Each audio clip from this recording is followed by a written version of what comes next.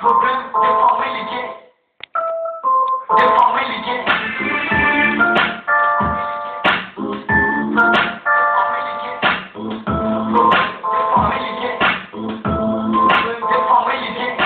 Nu zice că vrea astru, mamă. Nu sunt un model, de nicio paranamă. Drogă și vagabond pentru război. Nu sunt acasă dimineață când te spune că cu mine nu cetează. Îmi aduc aminte, mai dat afară din casă. Nu credeam să mă întorc vreodată.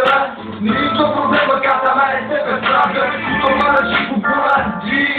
Cu poeți care mă susțin și v-ar fugi. Stradă unde pula mea umblie acum. Nu trag cu mine durerea, să ți-o spun. Ai zis mai bine dacă erai cu mine. Mama, să chinui și ai reușit și fără tine. Sunt probleme de familie și pare rău. Cred că asta te descândă că vorbească rău.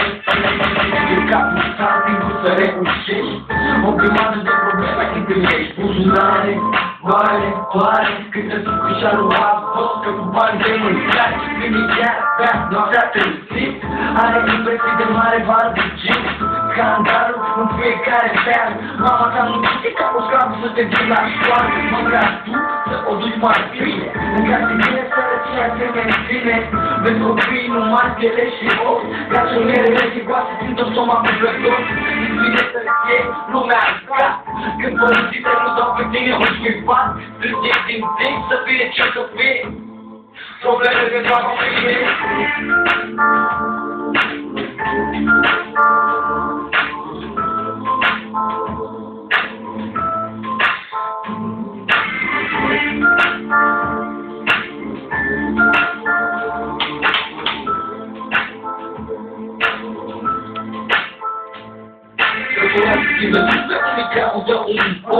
Viața nu e ieftină deloc.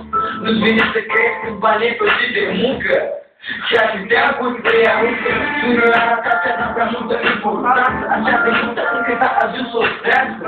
Mama ta aprinde plină de bunătăi vine că aluneca, dar nu-i adevărat. Dar nu are ca o telenovelă. Nu ai crezare ca pe scenă. Ești actorul principal, rolul principal. Pe asta că ți atât de pare un coșmar. Și o rudă tată, agită-te un pic. Nu fi doar spectator dacă înțelegi ce vreau să zic. Poate între greu și ție. Și eu avem probleme de familie. Încă o dată